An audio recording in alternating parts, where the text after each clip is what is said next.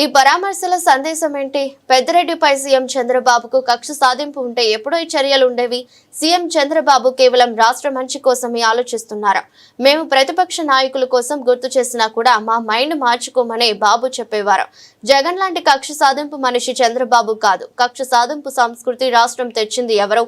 వైసీపీకి చెంప పెట్టుకొట్టిన బుద్ధి రాలేదు. జగన్ వీధి రౌడీలా ప్రవర్తిస్తున్నారు. ఓ మాజీ సీఎం ఇలా మాట్లాడటం సరికాదన్నారు.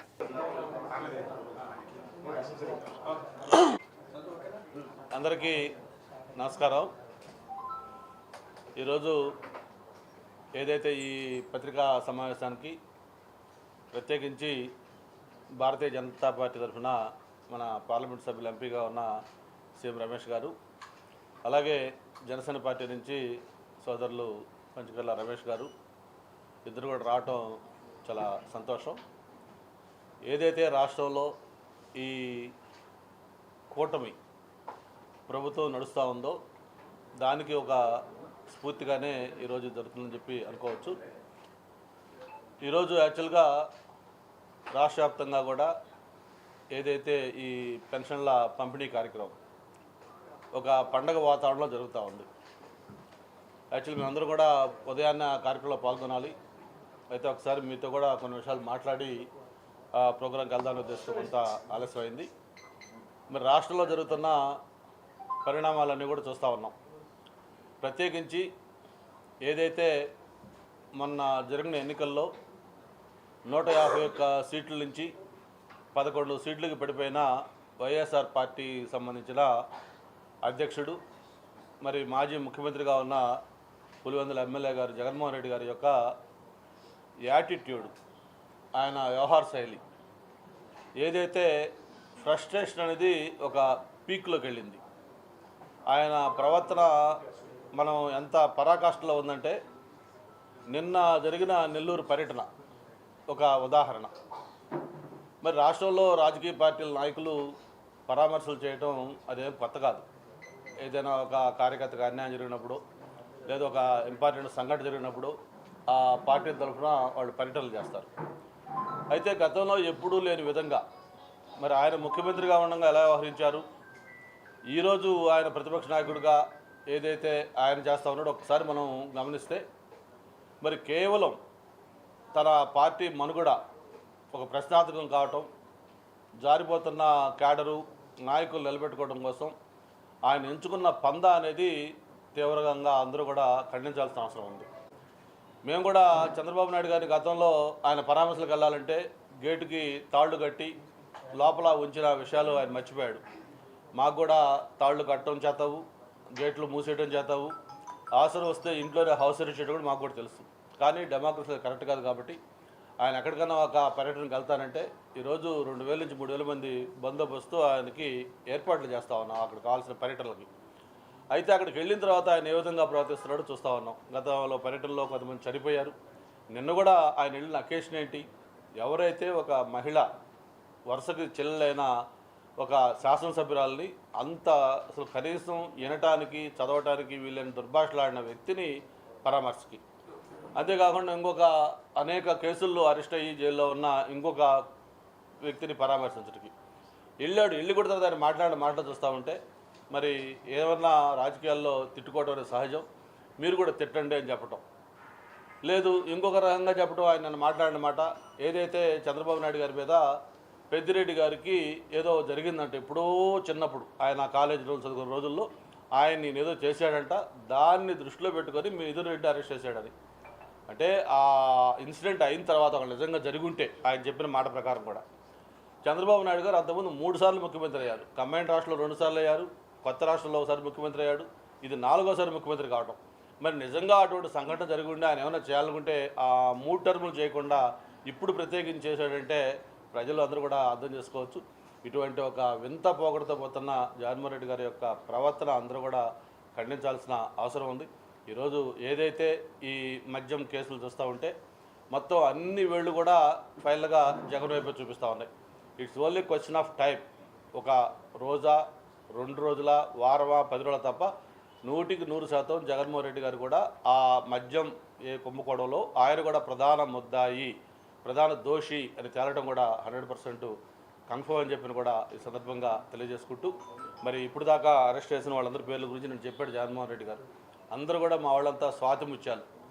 మరి అటువంటి స్వాతిముత్యాల గురించి ఆయన గొప్పగా చెప్పుకుంటా ఉన్నాడు. ఒక్కొక్క పేరు చదివాడు. పలాని ఈయన ఇన్ని రోజులు పెట్టారు, పలానా ఆయన ఇన్ని రోజులు పెట్టారు, పలానా ఆమె మీద ఎట్లా అంటా ఉన్నారు, ఇలా అంటున్నారని చెప్పని. మరి ఒక్కసారి అందరి లిస్టులో ఏది కూడా ఎంపీ గారు చెప్తారు డీటెయిల్డ్గా. మరి అటువంటి వాళ్ళ చరిత్ర ఏంటి, ఎందుకు అరెస్ట్ అయ్యారు కూడా మర్చిపోయి ఈరోజు జగన్మోహన్ రెడ్డి గారు మాట్లాడటం చాలా శోచనీయం అని చెప్పని కూడా తెలియజేసుకుంటూ, మరి ఎంపీ గారు సీఎం రమేష్ గారికి ధన్యవాదాలు తెలియజేస్తూ, మరి నిన్న జగన్మోహన్ సిగ్గుపడే విధంగా రాజకీయాల్లో ఉన్నవాళ్ళు కూడా అసలు రాజకీయాల్లో ఎందుకున్నాము ఇలాంటివి మాట్లాడటం వినటం ఎంత ఇబ్బందికరంగా ఉందో అనే ఆలోచన చేసే విధంగా, అంటే ఒక ముఖ్యమంత్రిగా చేసిన వ్యక్తి ఏం మెసేజ్ ఇవ్వాలనుకుంటున్నాడో నేను అర్థం కాలేదు. ఇది చాలా తీవ్రంగా ఖండించాల్సిన విషయం.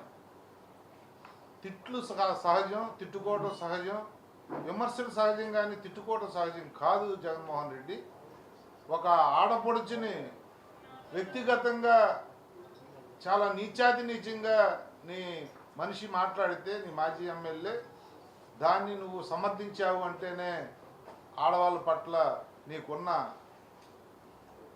ఇదేమిటి గౌరవం ఏమిటో తెలుస్తూ ఉంది. తల్లిని చెల్లిని గౌరవించలేని వ్యక్తి బయట వాళ్ళని గౌరవిస్తావు అనుకోవాలా, లేకపోతే నీ సహజ సిద్ధమైన ఫ్యాక్షన్ స్వభావం నేను కనపడింది. మేము ఇళ్ళకెళ్ళి నరుగుతాం, మేము ఇళ్ళకెళ్ళి పొడుస్తాం అనే భాష కేవలం ఫ్యాక్షనిస్టుల నోటంటే వస్తుంది. అది నిన్న నీ నోటంటే రావటం, కానీ ఇప్పుడు గంటా శ్రీనివాస్ గారు చెప్పినట్టు ముఖ్యమంత్రి గురించి నువ్వు మాట్లాడింది కూడా మేము తీవ్రంగా ఖండిస్తూ ఉన్నాం. ముఖ్యమంత్రి గారికి, గౌరవ చంద్రబాబు నాయుడు గారికి ఎప్పుడు కక్ష సాధింపు ఉద్దేశాలు ఉంటే నువ్వు ఈరోజు ఇలా అక్కడ తిరగో, అలా మాట్లాడు. దయచేసి ఈ సమాజానికి మేలు చేసే విధంగా మాట్లాడితే బుద్ధి తెచ్చుకుని మంచిది. నువ్వు నిన్న మాట్లాడిన అవాకులు చవాకులు ఎన్డీఏ కూటమి కానీ జనసేన పార్టీ తరఫున కానీ తీవ్రంగా ఖండిస్తా ఉన్నారు.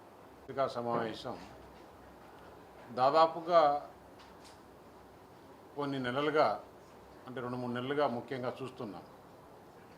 జగన్మోహన్ రెడ్డి ఎక్కడ ఎవరిని అరెస్ట్ చేసి జైల్లో పెడితే అక్కడికి వెళ్ళి వాళ్ళని పరామర్శించి ఆయన పెట్టే ప్రెస్ మీట్లు మనం చూసాం. నిన్నైతే మరీ నెల్లూరులో పరాకాష్ఠకు పోయి ఏ విధంగా మాట్లాడుతున్నాడు, కాకాని గోవర్ధన్ రెడ్డి, ప్రసన్న కుమార్ రెడ్డి గురించి మాట్లాడుతూ రాష్ట్రంలో ఎవరినెవరిని అరెస్ట్ చేశారు, ఏ విధంగా కేసులు పెట్టారు. ఒకటి జగన్మోహన్ రెడ్డి వైసీపీ నాయకులు ఆలోచన చేసుకోవాల్సిన విషయం, తెలుగుదేశం ప్రభుత్వానికి, చంద్రబాబు నాయుడికి కొత్తగా మొదటిసారి ముఖ్యమంత్రి అయినా కాదు. ఆయన 1996-97లో మొట్టమొదటిసారిగా ముఖ్యమంత్రి అయ్యాడు. కంబైన్డ్ రాష్ట్రానికి, తెలంగాణ ఆంధ్రప్రదేశ్కు ముఖ్యమంత్రి. అప్పుడు బాగా యువకుడు. పెద్దిరెడ్డి రామచంద్రారెడ్డి పైన ఏదైనా ఆయనకు మనసులో ఉంటే ఆ యువరక్తంలో ఆయన్ని ఏ విధంగా చేయాలనో ఆ విధంగా చేసిండొచ్చు. చంద్రబాబు నాయుడు గారి స్వభావం ఏంటి, ఆయన ఆలోచన విధానం ఏంటి, కక్ష సాధింపు మనిషా కాదా, అలాంటి చర్యలు తీసుకునేవాడా కాదా అనేది ఈ ఆంధ్రప్రదేశ్ రాష్ట్రం యావత్తు అందరికీ తెలుసు. ఆయన ఎప్పుడైతే అధికారంలోకి వస్తాడో, ప్రమాణ స్వీకారం చేస్తాడో, ఆ రోజు పాతవన్నీ కూడా మర్చిపోయి ఈ రాష్ట్రాన్ని ఏ విధంగా అభివృద్ధి చేయాలి, ఈ ప్రజలకు ఏ విధంగా మేలు చేయాలి, రాష్ట్రానికి ఏది చేస్తే మంచి జరుగుతుందో అదే ఆలోచన చేసేవాడు. ఎందుకంటే దాదాపు నాకు 20వ సంవత్సరం నుంచి ఇప్పటి వరకు చంద్రబాబు నాయుడు గారితో అత్యంత దగ్గరగా తిరిగిన వాడిని. చాలాసార్లు మేము గుర్తు చేశాం, సార్ మనకు అపోజిషన్లో ఉన్నప్పుడు ఫలానా నాయకుడు అపోజిషన్ పార్టీలో మనకు చాలా అన్యాయం చేశాడు, చాలా ఘోరంగా మాట్లాడినాడు అని చెప్తే గుర్తు చేస్తే కూడా అపోజిషన్లో వేరు, ఇప్పుడు మనం ప్రభుత్వంలో ఉన్నాం, ప్రజలు మనకు బాధ్యత ఇచ్చారు. అవన్నీ కూడా ఎలక్షన్ల ముందు వరకే, ఎలక్షన్లు అయిన తర్వాత మనం ప్రమాణ స్వీకారం చేశాం. దానికి ప్రజలకు ఏ విధంగా మెలి చేయాలా, అనవసరంగా టైం వేస్ట్ చేసుకోవద్దు, మీ మైండ్ కూడా మార్చుకోండి మాకు చెప్పేవాడు. అలాంటి వ్యక్తి దాదాపు 40 సంవత్సరాల కిందట జరిగిందని నువ్వు చెబుతున్నావు. జరగలేదని ఈ రాష్ట్రంలో అందరికీ తెలుసు. అలా జరిగి ఉంటే కూడా అప్పుడు యువ వయసులో తీసుకోవాల్సింది పోయి ఇప్పుడు 4వసారి ముఖ్యమంత్రి అయిన తర్వాత తీసుకోవాల్సిన అవసరం లేదు జగన్మోహన్ రెడ్డి. నీలాంటి కక్ష సాధింపు మనిషి కాదు చంద్రబాబు నాయుడు గారు. ఈ రాష్ట్రంలో ఈ సంస్కృతి తీసుకొచ్చింది ఎవరు? 14, 19లో చంద్రబాబు నాయుడు ముఖ్యమంత్రి. అంతకుముందు 96, 97 నుంచి 2004 వరకు ముఖ్యమంత్రి. మన ఆంధ్రప్రదేశ్ కంబైన్ రాష్ట్రంలో కానీ, మన ఆంధ్రప్రదేశ్లో కానీ ఎప్పుడైనా కానీ ఇలాంటి రాజకీయాలు మనం చూసామా? ఇలాంటి కక్ష దూరంతో చూసామా? 2014లో 19లో ముఖ్యమంత్రి ఉన్నప్పుడు ఎప్పుడు ఇలాంటి కక్ష సాధింపు చర్యలు లేవు. మీరు అపోజిషన్లోనే ఉన్నారు. దాని తర్వాత 19లో మీకు ప్రజలు బ్రహ్మాండమైన మెజారిటీ ఇచ్చి 151 సీట్లు ఇచ్చి 22 మంది పార్లమెంట్ మెంబర్లు ఇస్తే మీరు ఏం చేశారు? అశోక్ గజపతి రాజు లాంటి వారిని కేసులో ఇరికించి వారి ట్రస్ట్లో మార్చేసి ఎవరిని ట్రస్ట్లోకి తీసుకొచ్చారు? అశోక్ గజపతి రాజు పైన ఎలాంటి ఇబ్బందులు పెట్టారు? అలా శ్రీకాకుళం నుంచి హిందూపూర్ వరకు, ఇచ్చాపురం నుంచి హిందూపురం వరకు ప్రతి ఒక్క కాన్స్టిట్యున్సీలో తెలుగుదేశం నాయకుల్ని, కూటమి నాయకుల్ని ఏ విధంగా ఇబ్బంది పెట్టారు? పవన్ కళ్యాణ్ని ఇదే విశాఖపట్నంలో హోటల్లో నుంచి బయటకు రానిచ్చారా? చంద్రబాబు నాయుడు ఇంట్లో నుంచి బయటకు రానిచ్చారా? ఏ విధంగా చేశారు? ఇలా అని చెప్పుకుంటూ పోతే శ్రీకాకుళం నుంచి అనంతపురం వరకు ప్రతి ఒక్క నాయకుడి పైన స్టార్ట్ చేశారు. అచ్చం నాయుడుతో స్టార్ట్ చేసి లాస్ట్కు బీటెక్ రవి వరకు కూడా, అంటే నీ పైన పోటీ చేస్తున్నాడన్న ఉద్దేశంతో కళ్ళకు గంతలు కట్టి ఏ విధంగా చేశారో ఒక్కొక్క కేసు గురించి నీకు లిస్టు పంపిస్తాను జగన్మోహన్ రెడ్డి గారు, మీరు ఒకసారి చూడండి. మేము అనుకున్నాం ఎలక్షన్లో రేపు తెలుగుదేశం గవర్నమెంట్ వస్తే ఈ రాష్ట్ర పరిస్థితి ఏంటి, అందరూ ఉడికిపోయి ఉన్నారు, గవర్నమెంట్ ఇంకా రిజల్ట్ వస్తుంది అంటేనే, తెలుగుదేశం ప్రభుత్వం ఏర్పాటు చేస్తుంది అంటూనే పల్నాడులో కానీ, రాయలసీమలో కానీ, ఉత్తరాంధ్రలో కానీ ఎలాంటి పరిస్థితులు ఉంటాయని చూసి ఆలోచించి భయపడ్డాం. అటువంటి ఆలోచనలో చంద్రబాబు నాయుడు గారు ఇంకా ప్రమాణ స్వీకారం చేయకముందే మనం కక్ష సాధింపు చర్యలు వద్దు, ఎవరు రాష్ట్రంలో ఎలాంటి చర్యలు తీసుకున్నా తెలుగుదేశం నాయకులకు, కూటమి నాయకులకు చెప్తున్నా నేను మాత్రం ఒప్పుకుండే పరిస్థితి లేదు అని ఆ కోపాన్ని నీరుగార్చారు. దానిపైన, ఆ కోపంలో ఉండే వేడిపైన చల్లనీళ్ళు పోశారు. అలాంటి పరిస్థితుల్లో ఈరోజు మీరు తిరుగుతున్నారంటే ఆ చంద్రబాబు నాయుడు గారు ఇచ్చిన పిలుపు మేరకే. ఈరోజు మీరు రోడ్లలో తిరుగుతున్నారంటే చంద్రబాబు నాయుడు గారు ఇచ్చిన పిలుపు మేరకే. ఎక్కడ అసలు ఏంటి వీళ్ళ చరిత్ర, ఎవరెవరు ఈ రాష్ట్రంలో చిట్ల పురాణం అసెంబ్లీలో మనం చూసాం.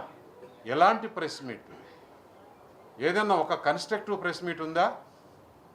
సజ్జల రామకృష్ణారెడ్డి ఏం మాట్లాడతాడు, కొడాలి నాని ఏం మాట్లాడతాడు, వంశీ ఏం మాట్లాడతాడు, ఆ పేరుని నాని ఏ విధంగా ప్రెస్ మీట్లు పెట్టాడు, ఇంకొకతను ఉన్నాడు రమేష్ అని, కృష్ణా జిల్లా మంత్రిగా ఉన్నాడు, అతను ఏ విధంగా ప్రెస్ మీట్లు పెట్టాడు, మీ ఎమ్మెల్యేలు ఏ విధంగా ప్రెస్ మీట్లు పెట్టారు, ఏ విధంగా రెచ్చగొట్టారు, అప్పుడు మహిళలను ఏ విధంగా మాట్లాడారు, చంద్రబాబు నాయుడు కుటుంబ సభ్యుల్ని కూడా ఏ విధంగా మాట్లాడారో ఇవన్నీ మర్చిపోయారా జగన్మోహన్ రెడ్డి గారు? మిమ్మల్ని గారు అనే సంస్కారం కూడా మీకు లేదు. నాకు సంస్కారం ఉంది కాబట్టి మిమ్మల్ని గారు అంటున్నాను. ఏ విధంగా చేశారు రాష్ట్రంలో? ఒక పక్క దౌర్జన్యాలు, ఇంకొక పక్క అవినీతి అంతటితో అయిపోలేదు. ఇప్పుడు లిక్కర్లో ఒకటే జరిగింది. నేను మన ఆంధ్రప్రదేశ్ ముఖ్యమంత్రి గారి చంద్రబాబు నాయుడు గారికి చాలా లెటర్లు రాశాం, మళ్ళీ విన్నవించుకుంటున్నా.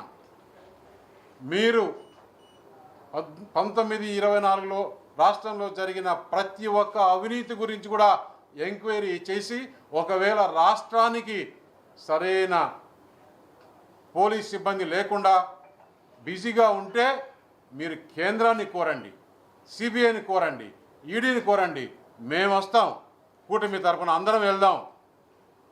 ఈ దేశ హోంశాఖ మంత్రుల్ని, ప్రధానమంత్రిని అడిగి రాష్ట్రంలో జరిగిన అవినీతి గురించి ఈడీ, ఎన్ఫోర్స్మెంట్ డైరెక్టరేట్, సిబిఐ కూడా ఎంక్వైరీ చేయాలి.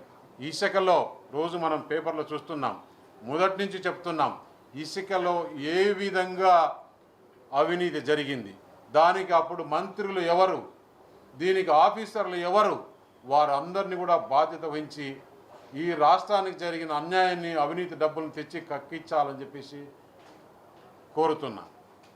శాండ్లో కానీ ఇంకా ఏ డిపార్ట్మెంట్లో, ప్రతి ఒక్క డిపార్ట్మెంట్లో, ఎడ్యుకేషన్లో ఏం జరిగింది, హెల్త్లో ఏం జరిగింది, భూముల్లో ఏం జరిగింది, భూముల్లో అలాట్మెంట్లో ఏం జరిగింది, ఒక్క ఇండస్ట్రీస్ తీసుకొచ్చారా ఆంధ్రప్రదేశ్కి? చెప్పుకోదగ్గ ఒక్క చిన్న ఇండస్ట్రీని చెప్పండి. ఈరోజు సంవత్సరమైంది కూటమి ప్రభుత్వం వచ్చిన తర్వాత దాదాపు 10 లక్షల కోట్ల రూపాయల విలువైన పెట్టుబడులు వస్తున్నాయి రాష్ట్రానికి. మీకు తెలీదా? ఇక్కడే అనకాపల్లి పార్లమెంట్ నియోజకవర్గంలో దాదాపు 1,85,000 కోట్లకు ప్రధానమంత్రి గారు శంకుస్థాపన చేసి వేగంగా అన్ని పర్మిషన్లు కానీ అన్ని ఆ ప్రాజెక్టులు వచ్చి దానికి చేస్తున్నారు. అలాగే అదే అనకాపల్లి కాన్స్టిట్యూన్సీలో ఆర్సిల్ మిట్టల్ దాదాపు 1,50,000 కోట్లు, మొదటి విడతగా 80,000 కోట్లు.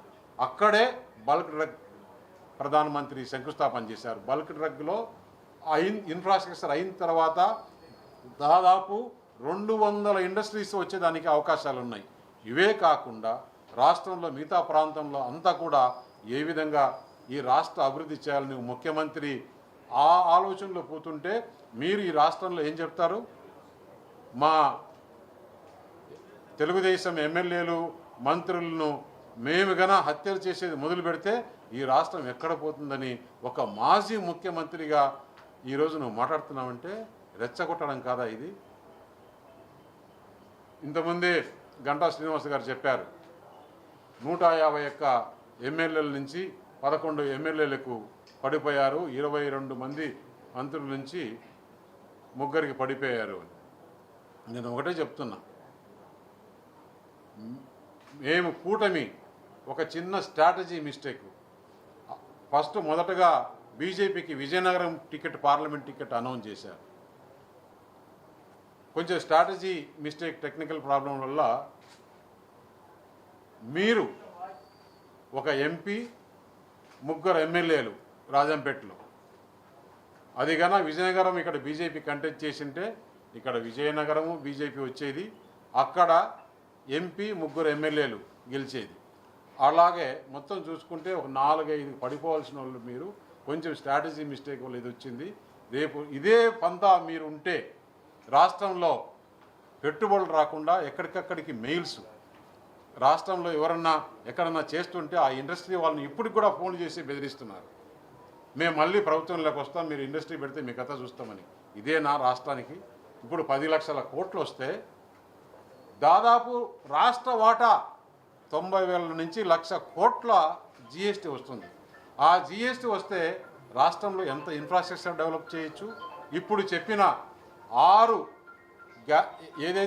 గ్యారంటీలు కూటమి ప్రభుత్వం ఎలక్షన్లకు ముందు చెప్పిందో సంవత్సరం లోపల 4-5 చేసేశారు. రేపు దానికి రైతు దీవెనకు డబ్బులు వేస్తున్నారు, విద్యా దీవెనకు డబ్బులు వేశారు, గ్యాస్ ఇచ్చారు, 4,000 రూపాయల పెన్షన్ ఒక్క రోజు కూడా ఆలోచన లేకుండా ఈ రోజు కూడా మళ్ళా కొత్త పెన్షన్లు ఇచ్చి ఈ రోజు కూడా మేము అందరం కూడా పెన్షన్లు డిస్ట్రిబ్యూషన్ దానికి ఈ ప్రెస్ మీట్ తర్వాత వెళ్తున్నాం. ఒక విధంగా రాష్ట్రానికి ఏ విధంగా ముందుకు తీసుకెళ్లాలా, ఈ రాష్ట్రాన్ని ఏ విధంగా ఆర్థికంగా బలపరచాలా అనే ఆలోచనలో ముఖ్యమంత్రి ఉంటే మీరు ఈ రాష్ట్రాన్ని ఏ విధంగా కుంగదీయాలా, మళ్ళీ దోపిడీ దొంగల ముఠ వస్తుందని మీరు చెప్పడం, నేను చెప్తున్నా మీరు ఈ కేసులలో కూరకపోయి ఇప్పటి వరకు ఇంకా కేంద్ర ప్రభుత్వము ఈ కేసులపైన దృష్టి పెట్టలేదు. ఇప్పుడు దృష్టి పెట్టేదానికి మేమందరం కూడా కృషి చేస్తాం. ఎవరెవరు ఆంధ్రప్రదేశ్లో దోచుకున్నారో వాళ్ళందరూ కూడా శిక్ష అనుభవించాల్సిందే. ఆ డబ్బులంతా కూడా నిన్న 11 కోట్లు దొరికింది. ఇదేంటి నెంబర్ నాకు అర్థం కాల. ఏది కూడా 11ఏనా? ప్రతిదీ 11ఏనా? ఇప్పుడు మళ్ళీ కూడా నేను చెప్తున్నా, ఇప్పుడు జెడ్పీటీసీకి నోటిఫికేషన్ ఇచ్చారు. రేపు పులివెందుల జెడ్పీటీసీ ఎలక్షన్ ఉంది. అక్కడ కూటమి తరపున బీటెక్ రవి భార్య పోటీ చేస్తుంది. ఆమె కూడా తప్పకుండా గెలిచేదానికి అందరం కూడా కూటమి తరపున అందరం కూడా కృషి చేస్తాం. పులివెందులలో గెలిపించి నీకు ఈ రాష్ట్ర ప్రజలు, పులివెందుల ప్రజలు కూడా మీకు బుద్ధి చెప్తారని చెప్పేసి, ఎందుకంటే డెవలప్మెంట్ వైపు చూస్తున్నారు. ఇప్పుడు ఇంకా నీ హత్యా రాజకీయాలు, ముఠా రాజకీయాలు, అవినీతి, ఇదంతా కూడా ఆంధ్రప్రదేశ్ ప్రజలు తీరు అది కాదు. ఆంధ్రప్రదేశ్ బాగుండాలి. ఈ కూటమి ప్రభుత్వంతో చంద్రబాబు నాయుడు గారు కానీ, లోకేష్ గారు కానీ, పవన్ కళ్యాణ్ కానీ, మన ప్రధానమంత్రి కానీ ఈ రాష్ట్రం ఏ విధంగా అభివృద్ధి చెందాలా, దేశంలో ఏ స్కీమ్ వచ్చినా కూడా ఆంధ్రప్రదేశ్కే మొట్టమొదటిగా రావాలని చెప్పేసి మేమందరం ప్రయత్నం చేస్తుంటే, ఈ ఆంధ్రప్రదేశ్ని హత్యా రాజకీయాల కింద మార్చడానికి జగన్మోహన్ రెడ్డి ప్రయత్నం చేస్తున్నాడు. అసలు పెద్దిరెడ్డికి చంద్రబాబు నాయుడుకి ఏమన్నా పోలుస్తావా? వారి రాజకీయం ఏంటి, ఈయన రాజకీయం ఏంటి? మీరు ఆంధ్రప్రదేశ్లో ఇలా రెచ్చగొట్టే మాటలు మాట్లాడితే మాత్రం ఆంధ్రప్రదేశ్ ప్రజలు సహించరని చెప్పేసి తెలియజేస్తున్నారు. వాళ్ళు వచ్చే సమస్య లేదు. ఈ ఆంధ్రప్రదేశ్ ప్రజలు ఒక్కసారి అవకాశం ఇస్తే ఏ విధంగా రాష్ట్రాన్ని సర్వనాశనం చేశారు. ఎందుకంటే ఈ సర్వనాశనం చేసింది దాదాపు బాగు చేయాలంటే 20 సంవత్సరాలు పడుతుంది. మొత్తం ఇండస్ట్రీస్ వచ్చేస్తే అక్కడ ఎంప్లాయ్మెంట్ వచ్చేస్తుంది, రెవెన్యూ వస్తుంది. ఆ రెవెన్యూతో మన ఆంధ్రప్రదేశ్ దేశంలోని అగ్రస్థానంలో నిలవాలనేది మనం ముందుకు పోతుంటే వారి అధికారం లేకుండా ప్రజలు ఒక్కసారి చూస్తే మామూలుగా కొట్ల. నేను ఎలక్షన్లకు ముందు ఇదే చెప్పా, ఎలక్షన్లు అయిపోయినాక ఇదే చెప్తున్నా. రాబోయేది కూడా మళ్ళీ ఇదే కూటమి ప్రభుత్వం, మన ప్రధానమంత్రి నరేంద్ర మోడీ గారి సమక్షంలో ఆంధ్రప్రదేశ్ ముందుకు వెళ్తుంది చెప్పి తెలియజేస్తుంది. వెళ్తే జనాలు వస్తారు, మీరలా అడ్డుకుని తిరిగి మీరే ప్రచారిస్తున్నట్టు నాకు అనిపించట్లా. అడ్డుకోవడం ఎక్కడ లేదు. అక్కడ లా అండ్ ఆర్డర్ ప్రాబ్లం రాకుండా వీరు ఏ విధంగా మొన్న చూసాం కదా, ఒక యాక్సిడెంట్ అతని వెహికల్ని కాకపోతే ఏ విధంగా చేస్తున్నారో లా అండ్ ఆర్డర్ ఆంధ్రప్రదేశ్లో మెయింటైన్ చేయాలి, దౌర్జన్యాలు చేసేదానికి కాదు. అంటే రోడ్లతో వేసి ముళ్ళ కంచెలు పెట్టేసి నెగిటివ్ గా మీ ప్రభుత్వానికి నెగిటివ్ వెళ్తున్నారు. కాదయా, అడ్డుకోవడం అంటే ఏంటంటే పరామర్శకు వెళ్తామంటే గేటుకి తాళ్ళు కట్టి అడ్డుకున్నారు చూడండి, అది అడ్డుకోవటం. హౌస్ అరెస్ట్ చేస్తే అడ్డుకోవటం. అడ్డుకుంటే ఆయనకు ఎందుకు 2000 మంది పోలీసులు పెట్టి బందోబస్తు చేయడం ఎందుకు? ఎందుకంటే డెమోక్రసీలో ఇవన్నీ సహజం కాబట్టి ఒప్పుకుంటున్నాం. కానీ ఆయన దాన్ని మిస్యూజ్ చేస్తున్నాడు. నేను జరిగిందన్నా బందోబస్తు ఇచ్చారా లేకపోతే ఎవరో రాకుండా ఎవరు అక్కడ పోలీసులు జనాలు వచ్చేవాళ్ళు ఆపుతున్నారా? ఆపుతుంటే ఎలా వస్తున్నారు? అది కాదు. పోలీసు అనుకొని ప్రభుత్వం అనుకుంటే ఎవరిని రాగలుగుతారా? 4 రోడ్లు బ్లాక్ చేస్తే ఎవరు రాలేరు. ఎందుకు అసలు గేట్ తాళం సేవద్ది అంటే బయటకు వస్తాడా? హౌస్ అరెస్ట్ బయటకు ప్రజాస్వామ్యంలో అది పద్ధతి కాదని సేమ్ చంద్రబాబు నాయుడు చేశారు, పవన్ కళ్యాణ్ అందరూ చేశారు కదా ఆల్రెడీ. ఆయన పవన్ కళ్యాణ్ హోటల్లో పెట్టి ఉంచారు కదా 2 రోజులు ఇక్కడే. జగన్మోహన్ రెడ్డి గారు వెళ్ళిన ప్రతి నేను ఒకటే చెప్పిన, ఇన్ని సంవత్సరాల ప్రభుత్వంలో 1924లో అతను చేసినట్టు ఒక్కసారి ఆలోచన చేసుకుంటే నాకు తెలుసు వైసీపీ నాయకులు జగన్మోహన్ రెడ్డికి ఏం చెప్తున్నారు. సార్, ఈ సంస్కృతి స్టార్ట్ చేసింది మనమేను, మీరేను. ఇప్పుడు ఈ విధంగా మేమందరం బాధపడాల్సి వస్తుంది. ఇది ప్రజాస్వామ్యంలో పద్ధతి కాదని వారి దగ్గర ఉండే నాయకులు ఆయనకు చెప్తే కూడా అసలు అతనికి ఎక్కట్లా. ప్రశాంతి రెడ్డి ముందు మీరు ఇచ్చిన టీటీడీ బోర్డు మెంబరే కదా. విపిఆర్ వేమిరెడ్డి ప్రభాకర్ రెడ్డి మీ దగ్గర ఎంపీనే కదా. వాళ్ళు ఈయన విధానాలు నచ్చక తెలుగుదేశం పార్టీలో చేరి ఒకరు ఎమ్మెల్యే ఒకరు ఎంపీ అయ్యారు. ఈరోజు నెల్లూరు జిల్లాలో ఏదైతే ప్రధానంగా వైఎస్ఆర్ పార్టీ మా కంచుకోట అనే జిల్లా 10 ఎంపీ 2 ఎంపీలు పోయినాయి. అక్కడ జిల్లాలో మీరు చేసే పరిస్థితి ఏంటి? ప్రశాంత్ రెడ్డిని ఆ విధంగా మాట్లాడితే కనీసం ఏ నాయకుడు కూడా, మేము ఎప్పుడైనా తప్పు మాట్లాడితే మా నాయకులు చంద్రబాబు నాయుడు గారు కానీ, బీజేపీలో మా అమిత్ షా గారు కానీ, ప్రధానమంత్రి గారు కానీ మేము ఎప్పుడైనా చేస్తే మమ్మల్ని పిలిచి మందలిస్తారు. నువ్వు చేసిన తప్పు, ఈ పద్ధతి మార్చుకోవాలి. అటువంటిది నువ్వు ఆ విధంగా చెప్పకుండా ప్రసన్న కుమార్ రెడ్డి తప్పేం చేశాడు, తప్పు చేస్తే కేసు పెట్టుకోవాలి అంటే నువ్వు ఇదేనా చెప్పేది? నువ్వు చెప్పే ఇదేనా? ఏమన్నావు ఇంతకుముందు? నువ్వు గుర్తుపెట్టుకో జగన్మోహన్ రెడ్డి, మా వాళ్ళకు కూడా రక్తం ఉంది, పౌరుషం ఉంది, మీరు ఇట్లా మాట్లాడినారు కాబట్టి మా వాళ్ళు గలాట్ చేశారు తెలుగుదేశం పార్టీ ఆఫీస్పై. ఈరోజు ఆ విధంగా మాట్లాడలేదు కదా ఎవరు కూడా. ఇవన్నీ నువ్వు నేర్పించినటివే. నువ్వు నేర్పించిన దాంట్లో 1% కూడా లేదు. ఇప్పుడు 1% కూడా లేదు. ఇప్పుడు జగన్ తప్పకుండా మేము అక్కడ ప్రయత్నానికి ప్రజలంతా కూడా పులివెందులలో కూడా మొత్తం తెలుసుకున్నాం. అభివృద్ధి ఈరోజు పులివెందుల అభివృద్ధి లేదు. Pulivendula drinking water schemes 100 drinking water plants నేను ఇచ్చా. నేను యాజ్ ఎ ఎంపీగా అక్కడ 12 సంవత్సరాలు ఎంపీగా ఉన్నప్పుడు పులివెందులలో 100 గ్రామాలకి నేను డ్రింకింగ్ వాటర్ ప్లాంట్స్ ఇచ్చా. మరి ఏంటి ఇన్ని సంవత్సరాల నుంచి సర్పంచ్గా నుంచి కౌన్సిలర్ దగ్గర నుంచి ఎంపీటీసీ, జెడ్పీటీసీ, జిల్లా పరిషత్ చైర్మన్, ఎమ్మెల్యే, ఎంపీ, మంత్రి, ముఖ్యమంత్రి వరకు చేసిన పులివెందుల కాన్స్టిట్యూన్సీలో ఈరోజు డెవలప్మెంట్ ఉందా?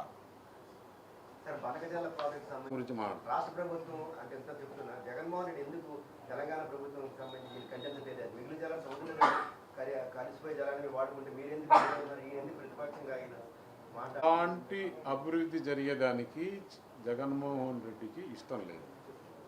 అసలు అభివృద్ధి అనే పదానికి అతనికి అర్థం తెలియదు. ఓన్లీ అతని కుటుంబం అభివృద్ధి చేసుకునే దానికోసమే అతను తెలుసు. ఇప్పుడు అల్లుడు వేరే కదా సార్. Thank you sir.